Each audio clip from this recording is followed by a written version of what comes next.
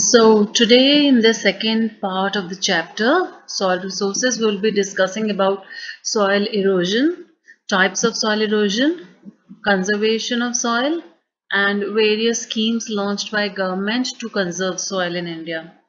So let's see first of all what is soil erosion. If you see all these pictures, it'll be clear that the top layer of the soil is removed. Here, this layer is removed. Here, this portion has gone off. Here, this layer is removed, and here also this portion is gone. So the removal of topmost fertile layer or topsoil cover by either water or by wind or by human activities is called as soil erosion. Soil erosion can be of various types depending on the agent who is doing it. So the main agent of soil erosion is water and wind. But we human beings, because of our activities, we increase the rate of erosion.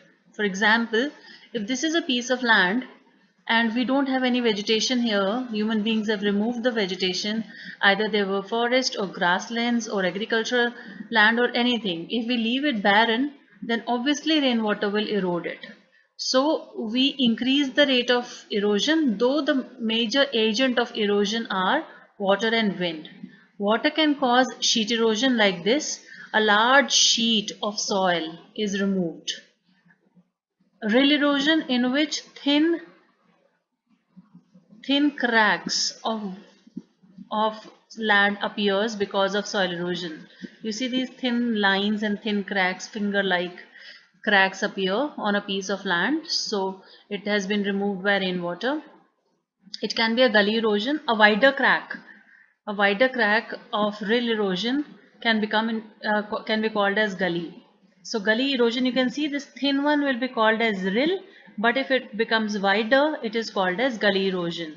And the sides of the rivers, the banks of the rivers or shores of the ocean are also removed by heavy water which comes during floods. So during heavy rainfall, when there is a heavy flow of water, then the velocity of water is very high. It can erode the shores. So seashore and stream shores and stream banks are removed.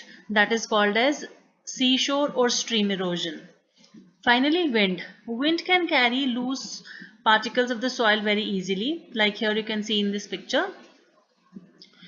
If wind is blowing in one side, the blue arrows are showing wind, and smaller particles which can be lifted very easily by the wind, these particles move from one place to another place is called as saltation. But if particles are bigger and heavier like this, it is called as creep. Bigger particles which cannot be carried by the wind, lighter wind, they just hop from one place to another place.